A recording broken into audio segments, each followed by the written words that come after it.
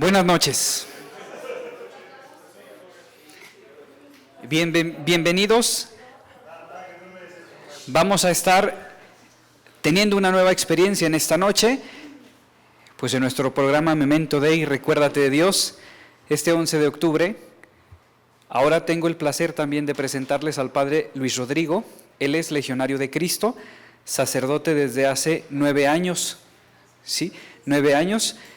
Se ha dedicado a trabajar en la pastoral juvenil, universitaria y en la pastoral vocacional. Él nos va a compartir también un tema fundamental para la fe. Es hablar de la Escritura, pero va a hablar de 10 razones de conveniencia para dejar que la Escritura nos interpele, tanto para el creyente como para el no creyente. Ya ven que ahora está muy de moda decir 10 razones para esto, 10 razones para aquello, o lo que fuera. Pues hoy vamos a tener esa aproximación. Padre Luis Rodrigo, bienvenido, buenas noches. Pues muchísimas gracias. No sé si quieran que comencemos con una invocación al Espíritu Santo para poner todo esto bajo la mirada de Dios y que Él nos acompañe en este diálogo. En el nombre del Padre, y del Hijo, y del Espíritu Santo. Amén.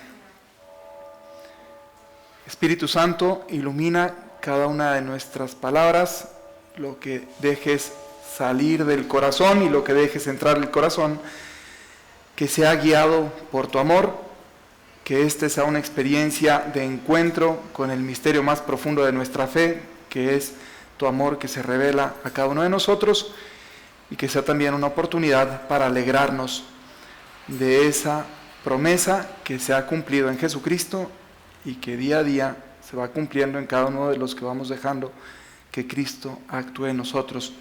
Acompáñanos durante todo este momento, guíanos con tu luz y orienta nuestro corazón. En nombre del Padre, del Hijo y del Espíritu Santo. Amén.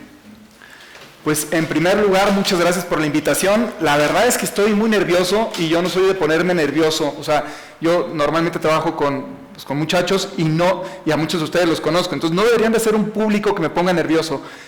Pero sí me puso nervioso la profesionalidad de todo esto. Nervioso para bien, ¿verdad? O sea, me admiré mucho de lo que están haciendo, me admiré mucho del grupo, estoy muy admirado de cómo han montado todo, entonces felicidades a los que han estado organizando esto y a quienes han ido participando. Les cuento brevísimamente más o menos cómo estoy yo para que entiendan un poco desde dónde parto y hacia dónde voy a llegar, ¿no? El padre ya lo dijo, llevo 9 años como sacerdote trabajando con jóvenes. Yo de pequeño, yo nací en la Ciudad de México, aunque no soy de la Ciudad de México, o sea, ahí nací, ¿verdad? Pero mi familia es de aquí de Jalisco y Aguascalientes y crecí en Guaymas, Sonora. Yo estuve en un colegio del Opus Dei toda la primaria, pero a pesar de haber estado en un colegio del Opus Dei, mi mamá sí era muy cercana a la obra, pero mi papá era ateo, ¿no? Y ateo más o menos de izquierdas y amigo de republicanos, refugiados, etc. Entonces yo desde pequeño he estado escuchando 2 discursos. El discurso por un lado de literalmente de Dios no existe, y etcétera, etcétera, y por otro lado lo que recibí de formación. Entonces eso, en lugar de quitarme a mí como de condicionarme, siento que me abrió un poquito más el corazón a tratar de descubrir dónde estaba la verdad. Y una de las cosas que sí le agradezco mucho a mi papá, que ya falleció, pero una de las cosas que le agradezco es que era sumamente coherente. Entonces, dentro del camino que íbamos haciendo, él nos pedía que fuéramos coherentes con lo que pensábamos y lo que hacíamos. Entonces, evidentemente, cuando yo fui haciendo un camino de fe, pues traté de ser coherente con lo que mi fe me iba pidiendo, ¿sale? Entonces, eso nada más por si de repente un poco para encuadrarme. El Papa Benedicto, en el libro de Jesús de Nazaret, cuando explica la vida de Jesús, etcétera, dice que en las biografías de Jesús normalmente terminan siendo más biografías del que lo escribe, es decir, cada vez que alguien habla de Jesús, habla desde su experiencia personal, y eso tiene toda la lógica del mundo, ¿no? Entonces, les digo más o menos cómo estoy yo, dónde estoy parado, para que sepan por qué hablo de Jesús, cómo hablo de Jesús, desde dónde está saliendo lo que estoy diciendo. ¿Estamos? Entonces, bueno, esa es la primera idea. Estoy basándome mucho en esta plática, la verdad escucho mucho a Fray Nelson Medina, que es un religioso dominico de Colombia, y a mí es un predicador que me gusta mucho cómo piensa, me gusta mucho cómo explica. Entonces pues es como una fuente por si después les interesa profundizar un poquito más. Es un autor que les recomendaría. Casi todo lo suyo está en video o en grabaciones. No estoy seguro si tiene ya algún libro, pero es como un comunicador. Entonces, bueno, partimos de, ahora sí, 10 razones para acercarnos a la Escritura o a la Biblia. Lo primero que quisiera hacer es, pues como entender, ¿no? O sea, ¿qué es la Sagrada Escritura? A final de cuentas, la Biblia lo que es un testimonio. Es decir, es la experiencia de un pueblo que cuenta una historia y en esa historia va explicando lo que Dios les fue revelando. Es importante este concepto porque no es, no sé, por ejemplo, como el Corán, que en un solo momento se sentó, ¿no?, y escribió todo y entonces una revelación única en un solo instante. La Sagrada Escritura es un testimonio que está formado de un conjunto de testimonios. A lo largo, más o menos, se escribió entre el primer libro y el último libro, han pasado unos 1300 años. Entonces, imagínense ese conjunto de textos que en definitiva van contando la historia de un pueblo que recibió la revelación de Dios. Entonces hay una gradualidad también. Y todo eso nos va a ayudar a entender por qué de pronto la Escritura parece tener cosas contradictorias, porque hay como un proceso, un progreso en el descubrimiento de la fe, ¿no? En descubrir quién es Dios. Entonces, lo primero que habría que tener en cuenta es eso, que estamos hablando del testimonio de un pueblo, del testimonio de la experiencia de un pueblo, y eso tiene muchísima fuerza. Hoy en día como que a muchos les da miedo utilizar el argumento subjetivo como algo de valor para confrontarse con el mundo. Como que normalmente la gente te pide pruebas, y te pide pruebas científicas de temas que no son científicos, de temas que son experienciales, existenciales. Entonces, la experiencia personal que cada uno de ustedes ha hecho de la fe tiene un valor. Tanto valor tiene que incluso han podido fundamentar su vida sobre eso. ¿Estamos? Entonces, para que no pensemos que algo por tratarse de un testimonio ya pierde fuerza o pierde, ¿no?, como validez. Entonces, lo primero es eso. ¿Cuál es el testimonio fundamental? O sea, ¿en qué se podría resumir toda la Escritura? Una de las cosas que de hecho normalmente muchos utilizan y lo van a ver por todas partes cuando van a las hamburguesas de In-N-Out, ¿no?, allá en California, y normalmente todos los vasos tienen, o muchos de ahí tienen, este pasaje de la Escritura. Juan 3:16. Porque tanto amó Dios al mundo que le entregó a su Hijo único para que todos los que crean en Él, ¿no?, lleguen a la salvación. Entonces, este Juan 3:16 es básicamente el misterio, ¿no? Tanto amó Dios al mundo, tanto amó Dios al mundo. Y así tendríamos que leer la Escritura. Tanto amó Dios al mundo, tanto amó Dios al mundo. Y esa es la maravilla de quienes han decidido creer. Tanto amó Dios al mundo, o sea, tanto nos amó a nosotros. Esto tiene tanta fuerza que incluso hay gente que literalmente piensa que en esto se podría resumir todo el mensaje. Entonces, la primera razón para acercarnos a la Escritura es evidentemente esta, la de un testimonio.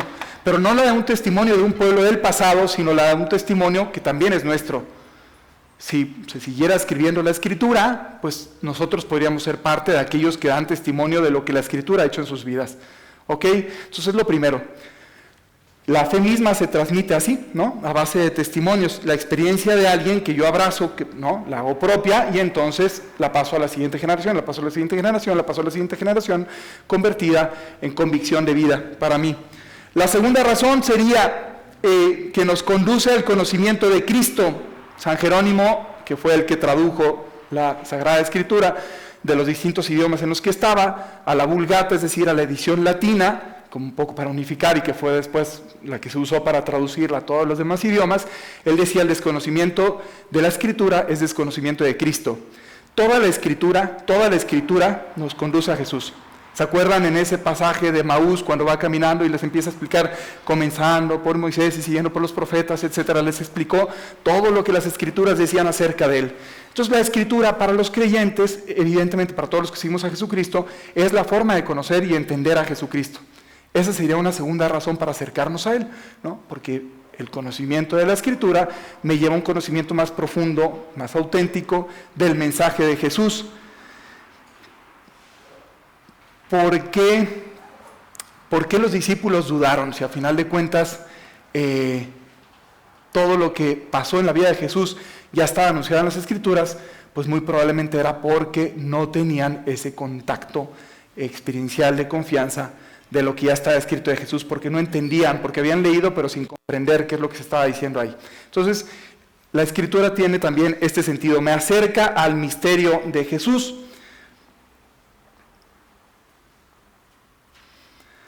La tercera razón sería que es un texto pues que millones de cristianos obviamente han utilizado como pan de vida. Desde el inicio de la cristiandad, las Escrituras se han convertido, no solo para el pueblo de Israel, sino después para nosotros, en alimento que va conduciendo nuestras vidas, que nos va alimentando, que nos va dando esperanza, que nos va dando fe. Ahora mismo, antes de venir aquí, fui a... Sí, yo digo el nombre porque muchos de ustedes lo conocen, ¿no? El abuelo de Ges Manzanares y de los Manzanares, pues murió ahorita, ¿no? Hace ratito. Entonces pasé a su casa y estuve ahí, estaba el señor, ya lo habían puesto en su cama, estaban esperando que llegara la funeraria, hicimos un responso, hicimos un momento de oración, etc. Los textos que se utilizaban eran todos textos de la Escritura. La eficacia que tenía la Escritura en la vida de estas personas en ese momento te impactaba. O sea, no eran palabras huecas para ellos, porque la Escritura es viva y eficaz, y eso es maravilloso. O sea, la Escritura va acompañando la vida de los cristianos. ¿A cuántos de ustedes no les ha pasado que alguna vez un pasaje del Evangelio, o un salmo, o algún pasaje de la Escritura, de verdad les da una revelación personal, les hace confiar más, les hace avanzar más, les hace lanzarse más? La vida de la entera cristiandad está llena de esa experiencia. Nuestra propia vida está llena de esa experiencia. Es palabra inspiradora, sería una cuarta razón. Es palabra inspirada y palabra inspiradora. Es decir, hay muchas formas dentro de la Escritura, hay distintos géneros literarios, pero todos los textos literarios, a final de cuentas, fueron inspirados y son inspiradores también, van acompañando. Una quinta razón es que es maestra de la liturgia. Es decir, Dios a través de la Escritura nos dice cómo quiere ser Él tratado, cómo quiere ser querido, cómo quiere ser agradado.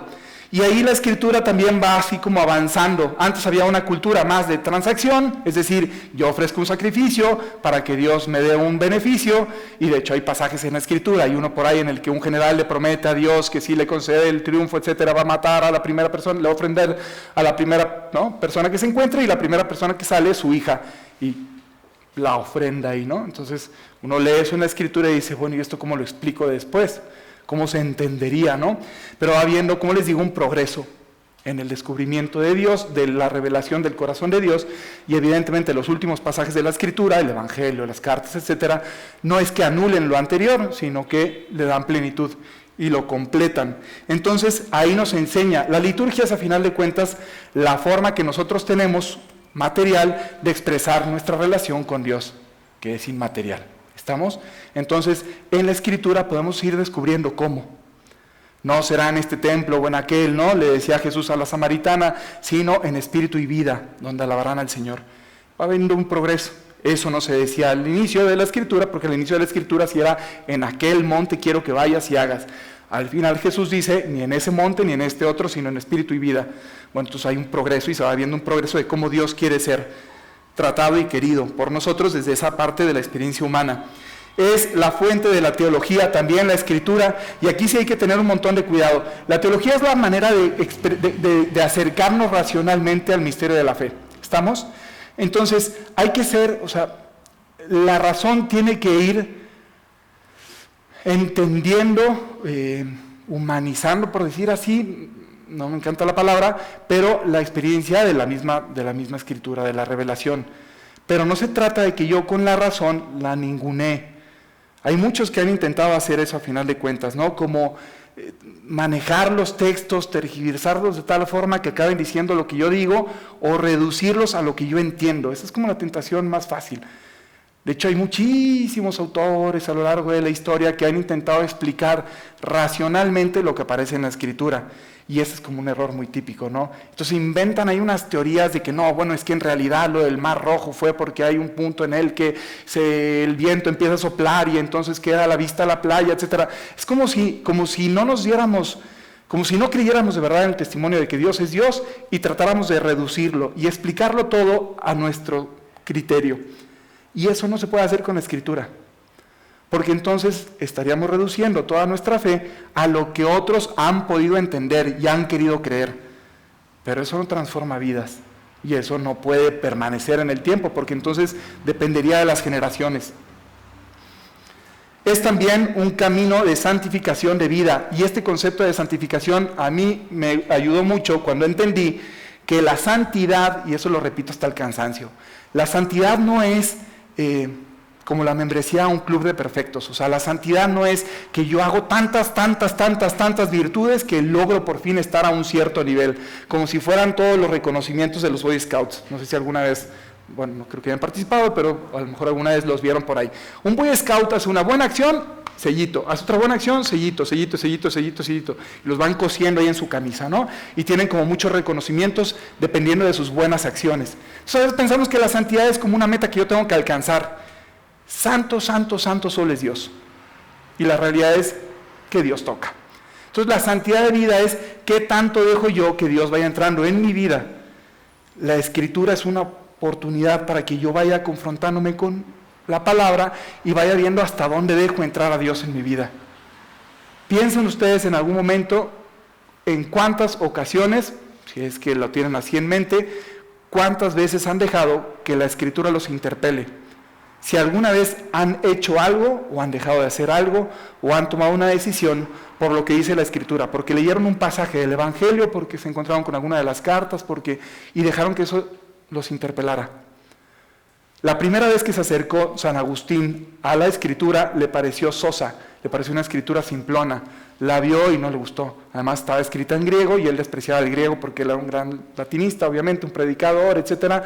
¿No? Hacía discursos, era ahí como el predicador de la corte. Entonces vio eso y dijo, primero en griego, luego lo vio en latín y dijo, esto está muy simplón. Y no se dejó transformar. Después ya tuvo la experiencia de escuchar a San Ambrosio, etcétera, y pasaron, ¿no?, los meses, y en un momento empieza a escuchar la voz de un niño que le dice, toma y lee, toma y lee, toma y lee. Entonces él toma la Escritura que la tenía a un lado, abre una carta, la de los Romanos, y empieza a leer, y ahí fue donde tuvo la conversión de vida. No quiere decir que a partir de ese instante dejó todo el pecado, pero ahí tomó la decisión de dejar todo aquello que le estaba alejando del amor de Dios. Entonces, la Escritura, y así hay muchos, de Francisco de Asís, lo mismo, ¿no? También leyó ahí, ve y vende todo lo que tienes, y va y vende todo lo que tienes. Y la vida está llena de eso, la vida de la historia, de tantas personas que se han encontrado con la Escritura. A mí me gusta mucho una escena de una película, la de, no sé cómo se dice en inglés, y no lo voy a decir en inglés porque no quiero hacerlos quedar mal a ustedes. Bueno, pero ¿se acuerdan de la película esta de Sandra Bullock cuando está con un jugador de americano que es inmenso y no sé cuánto, ¿no? Hay un punto en el que lo invita a vivir a su casa y lo adopta y tal. Está en un campo y le empiezan a preguntar, oye, ¿por qué haces esto? O sea, ¿por qué haces esto? ¿Por qué metes a ese tipo a tu casa, que es una amenaza, que no conoces, que no sé qué, que no sé cuánto? Como para que quieras echar un discurso así inmenso sobre la caridad humana y tal. Lo único que dice es, porque soy cristiana. Y me fascinó. Bueno, esos testimonios de vida, porque esa es una historia de la vida real, esos testimonios de vida son de gente que se ha confrontado con la Escritura y ha hecho que su vida se adapte, se amolde a lo que dice la Escritura. De verdad le han dado ese peso.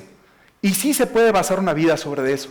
Y sí puede actuar Dios ahí, y eso es dejar que todas las realidades se vuelvan santas, porque es santa la palabra de Dios, que se, ¿no?, hace eficaz en mi corazón. Otra razón más, esta ya a lo mejor de carácter un poco más humano, si quieren, para un no creyente, pero sería el influjo cultural que tiene la Escritura. Como les dije al inicio, son 1300 años, más o menos desde el siglo XII antes de Cristo hasta el siglo I después de Cristo, todo lo que tardó en escribirse, lo que después fue el canon, ¿no?, lo que se consideró como la Escritura revelada. Evidentemente ese fruto lo vemos por todas partes.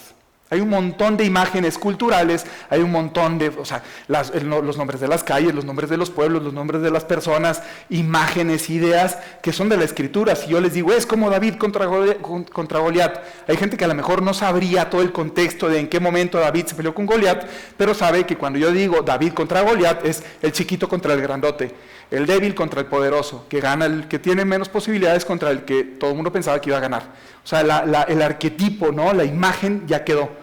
Y esa se utiliza y se repite en muchísimos contextos.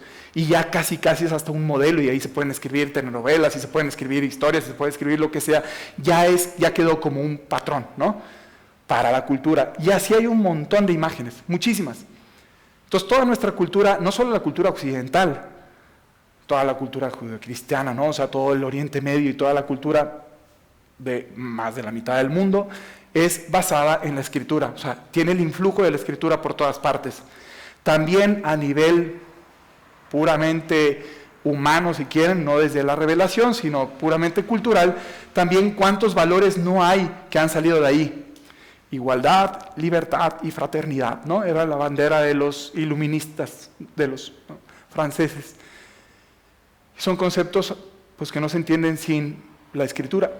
O sea, no hay otra cultura que tenga el concepto, por ejemplo, del valor de la persona en sí.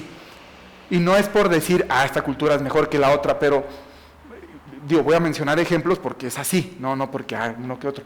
Pero en la cultura en la cultura hindú, en la cultura india, por ejemplo, con todo el tema de las castas, no hay un concepto de dignidad de la persona. Tú naciste en una casta y por algo habrás nacido en esa casta. Entonces no existe el concepto de la caridad cristiana. O sea, ayudar al otro porque es mi hermano, ser humano. O sea, no, a alguien le nacerá del corazón y ahí está la ley natural que está inscrita en el corazón de todas las personas. Pero hay alguien que puede ver morir a otra persona y no siente que está haciendo mal. Este concepto que a nosotros nos suena como muy obvio, pues en realidad es un concepto cristiano, es un concepto judio-cristiano si quieren. Y ya se permeó tanto en nuestra vida. O sea, tenemos un sistema operativo que está basado en la Biblia, en la Escritura. Durante siglos y siglos y siglos fue la norma moral. Entonces, eso es innegable, ¿no? Y incluso aquellos que después niegan la Escritura, y será una décima razón, también utilizan la Escritura. Marx, por ejemplo, cuando habla sobre la lucha de clases y tal, hace la misma dinámica de una lucha, una confrontación entre el bien y el mal, que al final va a terminar con una redención, que para él es el paraíso comunista, ¿no?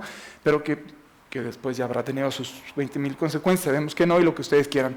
Pero la dinámica es la misma de la Escritura. Entonces, cada vez que ustedes vean que, no, es que al final de cuentas todas las culturas son lo mismo porque todas buscan las mismas realidades, habría que ver, ¿no? Habría que ver qué tanto influjo tiene el cristianismo. Incluso me atrevería a decir que el día de hoy el budismo que conocemos de este lado, y lo digo yo que tengo primos hermanos que son budistas y quiero mucho y todo lo que ustedes quieran, pero cuando hablo con ellos, su experiencia del budismo es un budismo cristiano, sin darse cuenta, por los conceptos que tienen, ¿no? De ayudar al prójimo, etcétera, etcétera. Entonces, todos esos influjos, esas 10 razones, ¿no? Son las que nos van ayudando a acercarnos, a podernos aproximar a la Escritura. Uno de los defectos que yo tengo es que hablo muy rápido, ¿no? Entonces, porque quiero transmitir todas las ideas y así. Sé que vamos a tener un break después para que ustedes puedan hacer preguntas, pero cuando hablo muy rápido, después me regreso a alguna de las ideas, no vayan teniendo miedo si se les perdió. Me gustaría mucho transmitirles, de verdad, me gustaría mucho como lograr que ustedes vieran en el poder de la Escritura, o sea, mi fuerza como exponente, no es que sea yo un teólogo experto en Sagrada Escritura que venga aquí a darles una clase, no es la verdad, sería ridículo si me presento así, o sea, no soy un teólogo de la Sagrada Escritura, sí soy, y eso sí lo creo, alguien que ha hecho la experiencia de descubrir a Dios por medio de la Escritura. Sí puedo decirles, sin exagerar, que tengo experiencia desde el trabajo pastoral, acompañando a personas que han basado su vida en la Escritura, y sí les puedo decir que he visto que la palabra es viva y eficaz, que transforma y que cambia vidas. Ojalá que ustedes en su aproximación a la Biblia se sientan de verdad con esta conciencia de decir, a ver, no es ya una letra muerta que me tengo que aprender del inicio al final, sino es literalmente la voz de Dios, la palabra de Dios, que va interactuando conmigo. ¿Sale? Entonces, esas son las ideas. No quiero romper con el esquema, ¿verdad? Porque ordinariamente tendrían que venir las preguntas después para que tengan oportunidad de hacerlas anónimamente. Pero lo que voy a hacer es escribirles ahorita las razones, por si alguien luego las quiere volver a anotar, y las vamos repasando de nuevo para recapitular todo lo que dije.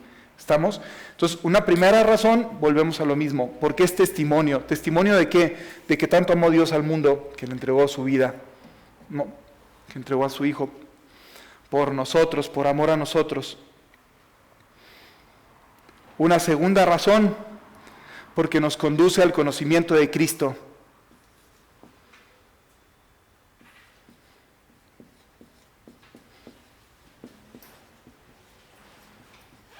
De Cristo. Y aquí en eso que nos conduce al conocimiento de Cristo, no podemos reducir a Jesús a nuestro gusto. Y esto también es una tentación que existe mucho, ¿no? Manipular la Escritura, quitarle unas partes, dejarle otra para que termine Jesús diciendo lo que yo quiero que diga.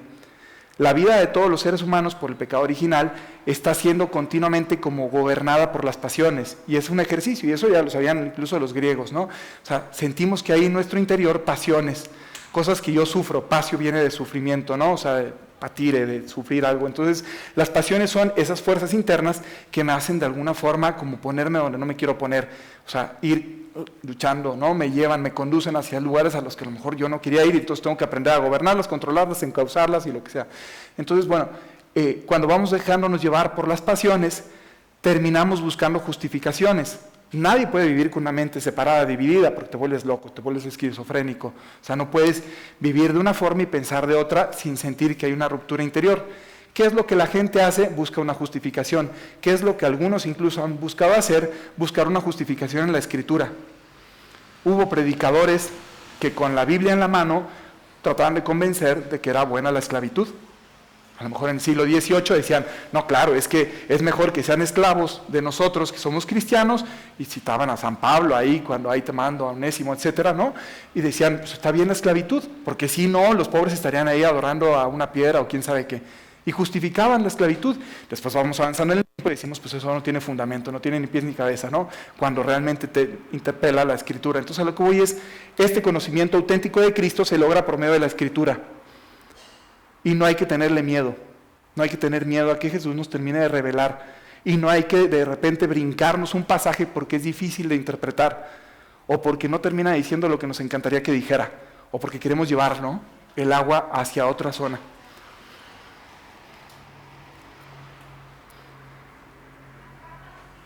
El tercero, porque obviamente ha sido lo que ha acompañado a millones de cristianos a lo largo de toda la historia.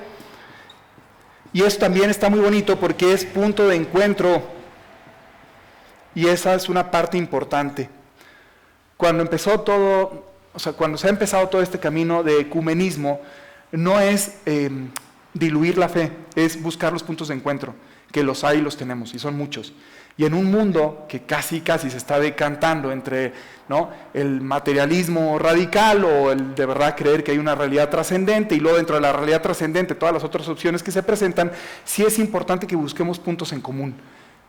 Han visto, supongo todos, la serie esta del calamar, ¿no?, que está muy de moda, o más o menos saben de qué va. Yo no la he visto, la verdad, pero he visto como adelantos y como estuve platicando el otro día en una cena de qué se trataba. Y el concepto está bastante padre, la verdad, porque habla de qué tanto valor le damos al dinero, ¿no? Digo, no voy a hacer todo el resumen aquí de la serie, pero la idea de fondo es gente que vive, que lleva su vida gobernada por la pasión por el dinero, en las apuestas, en los negocios, en lo que sea, y entonces después las meten a este juego que es un juego de niños, un juego infantil, un juego inocente, pero que tiene como consecuencia, cuando pierdes, la vida, y tiene como triunfo, cuando ganas, el dinero. Entonces están todas estas personas, cuando ven que el riesgo de perder es morirte, les parece una locura, se quieren salir. La forma de salirse del juego es que la mayoría esté de acuerdo para no seguir jugando. Se ponen todos de acuerdo y se salen y vuelven a su vida normal. Pero ya que están en su vida normal y se dan cuenta de, ¿no?, de dónde estaban metidos y tal, y las necesidades económicas y toda la presión que tienen y eso, vuelven otra vez al mismo sitio sabiendo que se van a morir, que posiblemente se mueran. Y cada vez que muere alguien se escandalizan, pero en el premio, donde está la hucha, donde está todo, metiendo todo el dinero, cae un montón de billetes. Entonces, la vida de alguien, aunque sea una tragedia, porque pudo haber sido mi amigo o alguien que yo conocía, significa dinero. Piensen ustedes si no conocen a personas que han sacrificado la vida de seres queridos por dinero. O sea, piensen ustedes si no conocen a alguien que haya sido capaz de sacrificar su matrimonio, la relación con sus hijos, su propia salud por dinero. De verdad, díganme si no conocen a alguien así. Yo les puedo dar un montón de nombres. Es más, cualquiera de nosotros quizá en algún momento también lo ha hecho. O sea, mi salud o mi tiempo, mi descanso, mi paz, mi no sé qué, a cambio de dinero. Ese es el mensaje que quiere transmitir. Bueno, esa mentalidad que puesta obviamente en una serie es como caricaturesca y entonces, ¿no? Escandaliza, en la vida cotidiana sí se da. ¿Cómo se confronta eso? Tiene que haber un camino de trascendencia, y la Sagrada Escritura me recuerda que no voy a estar aquí para siempre en esta tierra, que un día de morir voy a tener un encuentro con el Señor y hay una vida más allá, ¿no? Y hacia eso estamos encaminados. La cuarta, como les dije, es la inspiración, palabra inspirada e inspiradora, que conduce hacia una experiencia más profunda del amor. La quinta, que es una expresión de la liturgia, es decir, de la forma material de expresar nuestro amor a Dios. Somos espíritus encarnados. Entonces, todos aquellos que quieren espiritualizar demasiado la relación con Dios, se les olvida que a final de cuentas somos espíritus encarnados. Sí hay una manera que tenemos, que entendemos, nos juntamos para rezar, o tenemos un lugar que utilizamos como un lugar sagrado para tener un encuentro con Dios, o tenemos ciertas formas de comunicarnos con Él, porque es normal de la vida humana, porque es lo propio del ser humano, porque nosotros todo lo que tenemos en nuestro interior lo queremos plasmar. Este lugar en el que estamos ahorita, que tiene el café, que tiene no sé qué, que tiene artes, obras de arte por todas partes, son expresión a final de cuentas de una interioridad. Quieren hacer en Nueva York un museo que sea el museo de lo imaginario. No sé si ya vieron la noticia por ahí, ¿no? Pero entonces van a poner toda una exposición, reflectores y tal, con la tesis de decir, es que tiene que ser, las ideas que son demasiado geniales son imposibles de plasmar. Entonces merecen ser así. Y tú vas a ir a un museo a ver ahí un pilar o a ver una luz alumbrando una pared y va a estar la descripción. Pero es tan sublime que no se puede materializar. Pues no funciona así, ¿no? El arte, de hecho, es expresión, y así es toda nuestra vida. El hombre es así, ¿no? El ser humano es así. Entonces, la liturgia, la escritura, guía la liturgia, la forma de comunicarnos con Dios, y luego es, como les decía, la fuente de la teología, lo que conduce y guía la teología. No es la teología la que guía la escritura, es la escritura la que guía la teología. Sería más honesto decir, frente a un texto sagrado, no entiendo, y busco una interpretación, y busco que alguien me lo explique, y a ver de qué forma puedo iluminar con una parte de la escritura, otra parte de la escritura, en lugar de decir, ¿verdad? Como no entra en mi cabeza, lo descarto, porque eso sería reducir el plan de Dios a mis conceptos, y eso es una tentación muy típica, ¿no? Y nos sentimos muy seguros en ese espacio. Es, a final de cuentas, también un camino de santidad, entendido como que santo solo es Dios, y todas las realidades que Dios toca, ¿no? Entonces, termina siendo eso para mí. Y a nivel, si quieren, más humano, es parte de nuestra cultura, y lo vemos por todas partes. Presenta modelos que incluso quienes no creen los reconocen como buenos, y durante muchísimos años, y ojalá lo siga siendo, es fuente de inspiración moral. O sea, hay unos principios morales que descubrimos en la Escritura. ¿Estamos? Bueno, esas son las 10 razones. Espero que no se me hayan perdido mucho, si no tendremos después este espacio de interacción. ¿Va?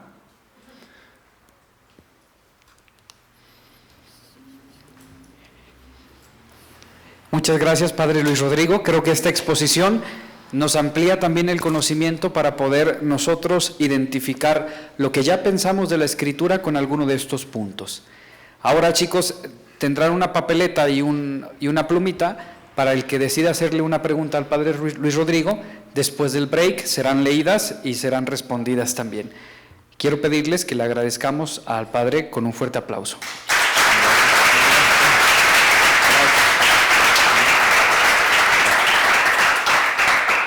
Enseguida se lo reparten Lucía Chidán y Ceci Mora. Vamos al break, 10 minutos. Muy bien, pues voy a ir leyendo las preguntas y las que logre contestar, pues intentaré hacerlo. Si la Sagrada Escritura es la que acerca al cristiano a su camino a la santidad, conociendo y entendiendo las razones expuestas. ¿Cómo hacer para acercar al hombre cotidiano, no creyente o tibio, a conocer dichas razones? O sea, ¿cómo acercar al no creyente o al tibio a las razones, ¿no?, que vimos para acercarse a la Escritura? Yo creo que básicamente con el testimonio. O sea, acuérdense que la iglesia no crece por proselitismo, ¿no?, sino por atracción. Lo que llamaba la atención de las primeras comunidades cristianas era el testimonio de su vida. Mirad cómo se aman, ¿no? Miren cómo se aman. Entonces, ¿cómo acercarlos? Pues con el testimonio, que es con lo mismo con lo que se puede alejar, con el antitestimonio, tal cual. O sea, ¿cuáles son los argumentos que la gente que no cree utiliza para, ¿no?, que le suena incoherente, que dice, oye, tú dices una cosa y haces otra? Entonces, ¿cómo acercarnos desde las razones? Y vuelvo a la idea inicial. La pura experiencia personal es una razón de peso. Porque a veces es como, no sé, como si alguien te dijera, demuéstrame científicamente que no sé quién te ama. Pues científicamente no te puedo demostrar eso, pero te lo puedo demostrar a través de 20,000 gestos de amor que esta persona tiene conmigo. Te lo puedo demostrar desde mi propia experiencia de haberme sentido amado. Y tan es real esa experiencia que hay gente que transforma su vida y que la cambia y que lo orienta según estos principios. Entonces, al hombre cotidiano lo vamos a acercar a final de cuentas por la razón más grande que tenemos, que es el testimonio. Al menos esa sería para mí una de las respuestas, ¿no? Y luego digo, evidentemente todas estas razones de aquí sirven para una persona que cree. Estas servirían para una persona que no cree, pero a lo mejor no le serían suficientes, porque se podría quedar nada más en el puro plano de que, bueno, sí es una, ¿no?, bagaje cultural, que a lo largo de la historia los seres humanos, descubriendo lo que hay de bondad en su corazón, lo han ido plasmando de esta forma. Entonces, como que la preocupación, no sé si deberíamos de verdad de perder tanto la paz en el tratar de convencer así al otro desde la razón sin tomar en cuenta que el primer grandísimo argumento que van a tener cada uno de ustedes y que sí está al alcance de todos es el testimonio coherente de su vida cristiana. Porque entonces la gente va a ir a ver de qué te alimentas, para entender cuál es la fuente de dónde sale todo lo que está saliendo después de tu corazón y que se nota por tus obras. ¿Qué prácticas que tenemos hoy en día crees que lleguen a cambiar como pasó con la esclavitud? Wow, es una buena pregunta. Evidentemente que hay verdades de moral que no creo que cambien, aunque a veces algunos podrían desear que sí, para ser más accesible. El problema con la verdad, al menos como yo lo entiendo, ¿no?, es que no hay muchas verdades, hay muchas maneras de entender una verdad. O sea, las cosas son lo que son y siempre existe la posibilidad del engaño, pero lo que es, o sea, yo puedo poner esto así y cada uno de ustedes puede pensar que es una cosa distinta y a lo mejor alguien dice, oye, pues como que ha de ser un señalador para el pizarrón, o no, yo creo que es una picaporte que se pone ahí en la pared para luego colgar un cuadro. Entonces, conforme se van acercando, van ustedes descubriendo de qué se trata esto, y conforme más experiencia tienen de esta realidad, dicen, es un bolígrafo, es un bolígrafo de tal marca, es un bolígrafo de tal marca que tiene tinta de tal color, la tinta está compuesta de estos elementos químicos, no sé qué, ¿no? Podrían sacar toda la información y todos los datos que este bolígrafo tiene, pero todo lo que este bolígrafo tiene ya está aquí. ¿Sí me siguen? No, o sea, el hecho de que ustedes no sepan toda la verdad de esta realidad no cambia la verdad de lo que esto es en sí. Y así pasa con las cosas. Entonces, hay algunas prácticas que pueden ir cambiando. Sí, ¿cuáles del día de hoy? No me atrevería a hacer un juicio y decir esta o la otra, ¿no? Como la esclavitud, así, no sabría decir hoy en día qué práctica externa, ¿verdad?, vaya a cambiar. Pero estoy seguro que los principios morales que se basan en la verdad no creo que cambien, porque ellos sí han ido prevaleciendo, ¿no?, a lo largo del tiempo, y ahí está el decálogo que se explica de muchas formas y que hemos ido logrando entender en todas sus distintas realidades, pero que siguen siendo las mismas 10 verdades, ¿no?, de los mandamientos. ¿Cómo puedo empezar a leer la Sagrada Escritura y cómo saber si la estoy interpretando correctamente? Una forma muy práctica de leer la Sagrada Escritura, hoy en día ya existen muchísimos cursos en las mismas versiones de la Escritura. Hay una, por ejemplo, que se llama la Biblia para jóvenes, que está bastante bien hecha, y al final tiene como tracks, ¿no? Como recorridos, como que dice un resumen de la Sagrada Escritura, y comenzando desde Génesis y terminando con el Apocalipsis, te va sugiriendo algunos pasajes como para dar una visión general. Se valen, ¿no? Es una forma de acercarse. Yo empezaría normalmente por el Evangelio, o sea, comenzaría con el Evangelio, luego me iría por las cartas y luego iría poco a poco desde ahí hacia atrás. Casi todas las versiones, un poquito más la Biblia de Jerusalén y así, muchísimas más tienen referencias. Cuando vas leyendo la Escritura, vas a ver unos numeritos a un lado que son las referencias, como si fuera un link, y ¿verdad? Te manda al pasaje de la Escritura sobre el que explica esa realidad. Esa es la forma más fácil, al menos para mí, porque vas viendo un texto que te llamó la atención y luego ves que cita otros 4 o 5 pasajes de la Escritura, vas y los lees y luego vuelves al primero y piensas por qué tendrá relación esto con esto, ¿no? Una forma muy cotidiana de hacerlo, por ejemplo, quienes van a misa, es casi siempre el Salmo explica la primera lectura, o sea, casi siempre el Salmo responde a la primera lectura, a los sentimientos que tendría que dar frente a la primera lectura, ¿no? Eso es una manera, ¿no? Utilizas la misma Escritura para iluminar la Escritura. Entonces, una forma es, si tienen ustedes alguna Biblia que tenga explicaciones a pie de página, que hay muchas versiones, pues váyanse a las referencias y vayan iluminando con este pasaje del Nuevo Testamento, algún pasaje del Antiguo Testamento y vayanlo completando. Eso es una, y dos, por curiosidad. Acuérdense que es pan de vida, ¿no? O sea, acuérdense que, bueno, como la Eucaristía, pero que es alimento. Entonces también búsquenle, rásquenle, es decir, leerán algún pasaje que les llama la atención y de repente ahí se vayan un poquito atrás y luego se vayan un poquito hacia adelante y, ¿no? Y vayan como interpelándola y como descubriéndola. ¿Cómo saber que la están interpretando correctamente? Pues tiene que haber coherencia en la fe, ¿no? No puede haber una verdad que niegue la otra, tiene que haber una cierta coherencia entre todas las verdades de lo que la fe nos enseña. Hay formas únicas de lograr la espiritualidad sin seguir al pie de la letra las Escrituras, manifestando la fe a tu manera. Hay un concepto de espiritualidad. Hay gente que dice, en las entrevistas suelen decir mucho esto, ¿no? Yo soy una persona espiritual, pero no religiosa. Entonces, casi la postura de la mayoría. Es decir, yo de alguna forma sí creo que existe una fuerza, ¿no?, superior, y creo que hay una vida trascendente, y creo que hay otra dimensión, etcétera, pero no tengo religión, así como diciendo, no me caso con ninguna postura. Eso que puede parecer muy libre, pues a final de cuentas creo que termina siendo muy nebuloso, ¿no? Porque no es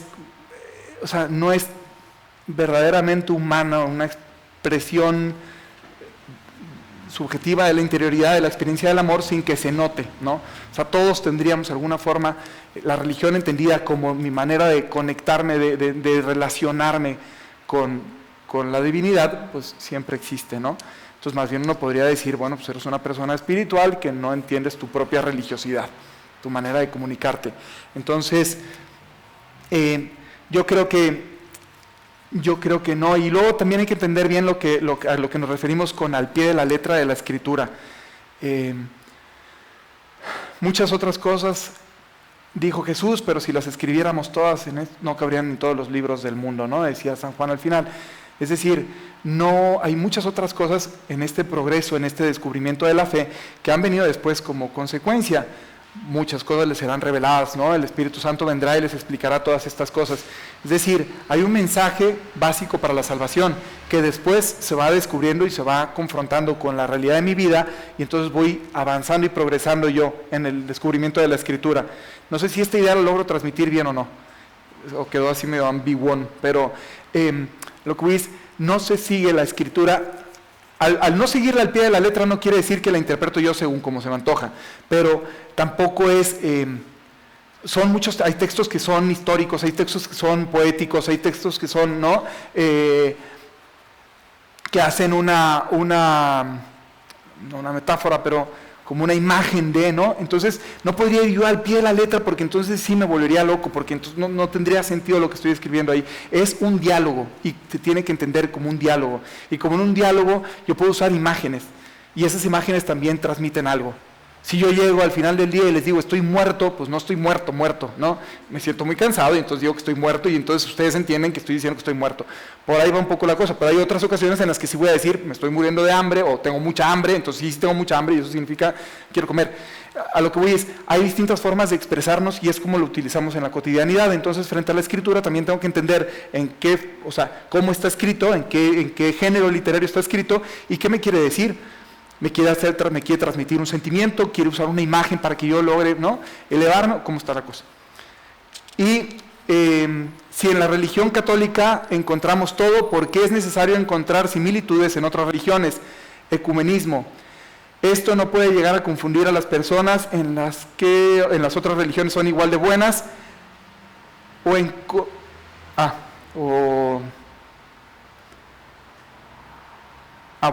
que si hay otras religiones que son igual de buenas que la católica, que si eso no podría confundir, ¿no? Yo creo que hay que tener también cuidado con este tema de, no se trata de un sincretismo, el sincretismo es terminar diciendo que todas las religiones son lo mismo y que a final de cuentas todas buscan el bien de la persona y que todas hablan de que después de que nos muramos vamos a tener otra realidad. Y lo que se busca no es sincretismo, o sea, no es combinar todas y a todas darles el mismo valor. Pero sí hay semillas de verdad en muchas otras realidades porque hay una ley natural inscrita en el corazón del hombre. Entonces, hay principios que todos reconocemos como buenos, la vida, ¿no? O sea, todos, en prácticamente cualquier cultura, saben que matar a una persona inocente, o sea, matar a una persona nada más porque sí, pues está mal. Todas las culturas han llegado a la experiencia de decir, oye, quitarle a otra persona lo suyo, aprovechándome de que soy más fuerte, está mal, que sería el concepto de robar. Es decir, hay unas ideas que son básicas. Lo que hacemos, lo que hicieron los misioneros y lo que se hace en el diálogo es que cuando se reconoce en otra religión una semilla de la verdad, pues eso sirve para iluminar un poco, pero no quiere decir que se termina mezclando todo, ¿no? Se reconocen ciertos elementos en esa cultura que facilitan la revelación completa de la verdad. Y eso me parece muy bonito porque es un gesto de cariño de Dios. Es decir, imagínense que vas avanzando y cuando piensen, por ejemplo, en el pasaje de Jesús con la samaritana. Llega Jesús y le revela a la samaritana, habla con ella. La samaritana se emociona y va al pueblo y le dice a la gente, oiga, envío uno que no sé cuánto. Va la gente y conoce a Jesús, ¿y qué le dicen después a la samaritana? Ya no necesitamos que tú nos hables de él porque nosotros ya lo hemos descubierto. ¿Ok? Bueno, imagínense que la samaritana, por usar una imagen, es cierto contenido de verdad que luego termina siendo más pleno cuando se encuentran personalmente con Cristo, ¿va? El ecumenismo lo que intenta, es lo que decía al inicio, es buscar puntos de encuentro para que, como lo decía el mismo Jesús en la última cena, todos sean unos. O sea, que todos sean uno, como tú y yo, Padre, somos uno. Ese es el deseo del corazón de Jesús. Sí hay un deseo en el corazón de Cristo de que todos lleguemos a la unidad en Él, a la unidad en la verdad. Y en ese diálogo interreligioso no hay que tener miedo de preguntarse cuál es la verdad en la que yo creo y presentar esa verdad. Al Papa Benedicto, cuando era cardenal todavía, le dijeron, ¿no le parece muy pretencioso decir que usted tiene la verdad? O sea, no siente que eso como que cierra el diálogo. Y él decía, no me parece pretencioso, me parece honesto. Porque si realmente yo valoro a la persona que está enfrente de mí, no la voy a dar por su lado. Evidentemente, si la persona que está enfrente a ti no te importa, le das por su lado, porque ¿qué es lo que quieres? Evitar el conflicto y más o menos ya que la cosa acabe rápido y todos en paz. Pero no es lo más honesto. Si yo realmente siento interés por la persona que está enfrente de mí, le tengo que decir cuál es la verdad sobre la que yo estoy parado y sobre la que yo construyo mi vida, porque tengo que tener una verdad sobre la que construyo mi vida. Y esa verdad la explico y no la impongo, ¿verdad? No menosprecio el otro. De verdad, el Papa Benedicto era un maestro para hacer esto. Siempre en el diálogo partía de los puntos de verdad que encontraban en la interacción del otro y luego desde ahí llegaban a un, ¿no? O sea, decía, oye, claro que lo que usted dice es verdad porque no sé qué, o sea, encontraba los elementos de verdad que había ahí y desde ahí generaba un diálogo. Entonces, hay un libro que ya con esto termino, que ojalá tengan oportunidad de leer, que se llama La sal de la tierra, que es una entrevista que le hace un periodista alemán, Peter Siewald, que él nació como católico, fue educado como católico, pero muy pronto dejó la práctica de la religión y pues como que lo abandonó. Se metió a trabajar en un periódico y un día le dicen, oye, ve y entrevista al cardenal Ratzinger, que era el encargado de la doctrina de la fe, ¿no?, en la iglesia. Y entonces yo, ¿por qué? Porque tú eres católico. Y dijo, pues el católico tengo nomás que, ¿verdad? Me sé persignar y cuando entrar a una iglesia me sé cuándo parar y sentarme, pero no soy católico en la práctica. Pero fue y lo entrevistó, y en la entrevista, en ese primer libro es buenísimo, porque lo entrevista desde alguien que creyó pero que ya no cree, y que tiene todas las dudas del mundo actual. Y el Papa le responde así, o sea, pusieron una grabadora, se fueron a Montecassino, se sentaron enfrente de una mesa y y eso lo transcribieron. Le habrán hecho correcciones nada más para que quede en formato de libro, pero es muy a gusto de leer, La sal de la tierra. Y como son preguntas y respuestas, una entrevista, entonces pueden leer un cachito y luego más. Ahí, por ejemplo, y es una frase que hay que entender bien, pero que yo se la escuché a él y que me fascinó, le preguntaron, ¿cuántos caminos hay para llegar a Dios? Y yo dije, va a decir uno, tal. Y dice, tantos como personas. Porque cada persona va acercándose hacia el misterio de la verdad, etcétera, y le explica. Y me fascinó. Papa Benedicto, o sea, sólido, ¿no? En la fe, testimonio no tenemos, yo creo que ahorita en vida uno que podamos decir con más. Y lo dice, pero hay que leer el libro para entender cómo lo dice y desde dónde lo dice. Y ese mismo que dice eso ahí, después dice que cuando crees en una verdad, tienes que presentar esa verdad. De verdad, vale mucho la pena. Ojalá se den la oportunidad de leerlo. La sal de la tierra, si no me preguntan y les mando ahí el nombre, ¿no? Para que lo puedan conseguir, porque vale mucho la pena leer ese libro, y además es bastante fácil y agradable de leer. Muy bien, Pat. Perdón, yo no escribí pregunta, pero ¿qué es que me declaro que no lo sé? ¿Qué es el ecumenismo? El ecumenismo es este esfuerzo que se ha ido haciendo por tratar de buscar la unidad en el diálogo interreligioso. Primero con los otros bautizados, ¿no? Con las otras denominaciones cristianas, y luego ha habido encuentros también con otros, incluso con otras religiones. Yo creo que desde ahí sí no quisiera yo decir una mentira, me imagino, no sé si con Pablo VI, sé que Juan Pablo II sí lo hizo, porque de hecho hay encuentros ecuménicos en Asís, ¿no? Con un montón de religiones, pero no sé cuándo comenzó. Sí, con Pablo VI. Entonces sí, está bien. Muy bien. Entonces el ecumenismo es ese diálogo que hay con otras religiones buscando justo puntos de encuentro. No, yo tampoco escribí pregunta, pero ahorita que usted se llama, usted es un encuentro cristiano, más que nada, y ahorita que salió también el tema de las otras religiones, nuestra religión, por ejemplo, en lo personal, mi religión católica, establece que cualquier otra persona que ejerce su religión y la ejerce de una manera ética también tiene la oportunidad de alcanzar la salvación y de ir al cielo, ¿es correcto?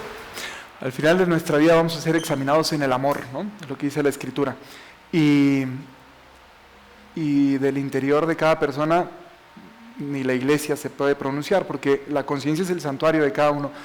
Yo creo que sí va a haber un juicio en la conciencia, es decir, el pecado sería de alguna forma también una desobediencia voluntaria, consciente a la propia conciencia. Es decir, mi conciencia me está diciendo que eso está mal y me vale gorro y lo hago, ¿no? Eso podría ser una forma de entender el pecado de alguna manera. Entonces, al final de mi vida tiene que haber un juicio en base a eso.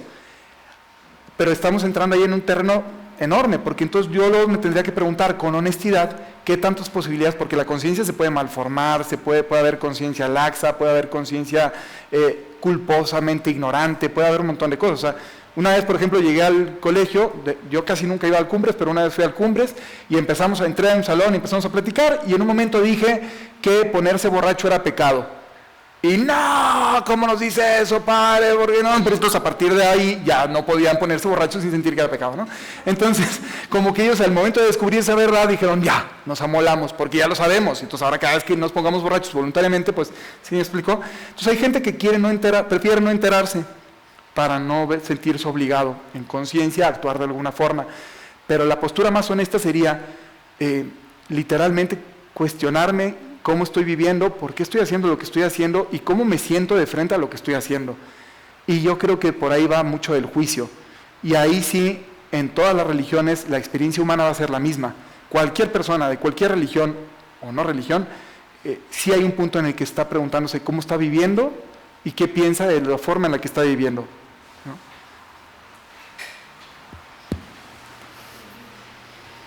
Gracias, Padre Luis Rodrigo. Vamos a hacer un par de conclusiones generales.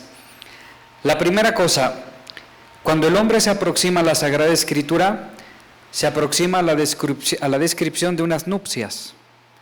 Los 73 libros que conforman el Antiguo y el Nuevo Testamento, 46 y 27, es la descripción de una boda judía, donde juegan los amigos del esposo, la esposa perfumada y adornada, y el esposo, Dios, su pueblo, y su pueblo, la esposa, nosotros. Y el perfume de la esposa o el vestido de novia es la santidad. Esas son las bodas que quedarán explícitamente mencionadas en el Apocalipsis, las bodas del Cordero. ¿Cuál es la razón capital para acercarse a la Sagrada Escritura? Que la Sagrada Escritura es la fuente de todas las razones, porque es la razón primera, y esa razón primera, entendida como logos o como palabra que armoniza y que crea, es Dios que se encarna. Y al encarnarse le da armonía a todo lo que existe. Digamos que es Dios que al encarnarse enseña al hombre a ser hombre, porque al hombre se le había olvidado ser hombre, porque se le olvidó quién era Dios. Esa es una de las razones para acercarse a la Sagrada Escritura, y no podríamos permanecer indiferentes. Pero acercarse no a una novela, acercarse a la palabra de Dios, como dice la carta a los Hebreos, que es una espada de dos filos que atraviesa el alma y que llega a lo más profundo de la conciencia para iluminar y descubrir los pensamientos y los sentimientos. ¿Quieres conocerte? Sí. Acércate a la Escritura, entendiendo que es palabra de Dios. Y al conocerte, conocer a Dios. Y como decía San Agustín, Señor, que te conozca para que me conozca. Que me conozca para conocerte. Aviso. El último sábado de este mes tenemos apostolado, para que vayan anotándose por favor con Joshi y con Sergio, ¿sí? Iremos a un orfanato para Carretera Chapala. Vamos a ir a convivir, a jugar, a hacer el aseo, a llevar alguna cosa y quizá nos pidan algo para comer, nos ponemos de acuerdo y les llevamos alguna cosa para que coman allá los niños, ¿vale? Pero hay que ir preparando el apostolado. ¿Cómo? Pues rezas y te mortificas, porque no vamos a hacer labor social, vamos a ir a hablar de Jesucristo. Entonces vamos rezando por ese momento y esas mortificaciones donde cada día te puedes privar de alguna pequeña cosita, pensando en eso, ¿no? Señor, por esos niños que voy a conocer que no conozco, te ofrezco que hoy no tomo coca, ¿no? O te ofrezco que hoy no hago esto, o te ofrezco este ayuno. El cuerpo reza también, hay que hacerlo rezar. Entonces se anotan por favor con Joshi o con Sergio. Y nada, te agradecemos, Padre Luis Rodrigo, gracias por ser un canal también donde Dios va comunicando sus gracias a nosotros. Vamos a rezar por ti y tú sabemos que rezarás por nosotros, porque no podemos pasar indiferentes cuando conocemos a otras personas. Gracias, que Dios te bendiga y que la Virgen siga cuidando de tu corazón. Muchas gracias, Padre. Gracias a todos.